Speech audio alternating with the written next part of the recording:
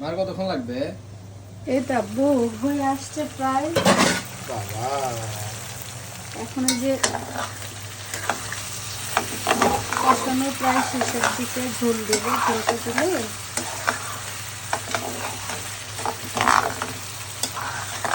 তুমি ঝাল পছন্দ করো বেশি, এই জন্য অনেক ঝাল দিচ্ছি। কালার দেখে বুঝতে পারছো না?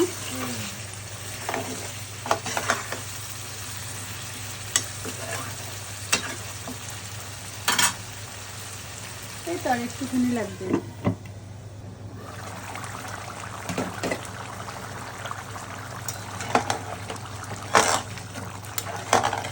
তরকারি অলমোস্ট হয়ে গিয়েছে, এখন আর একটুখানি ঝোলটা করে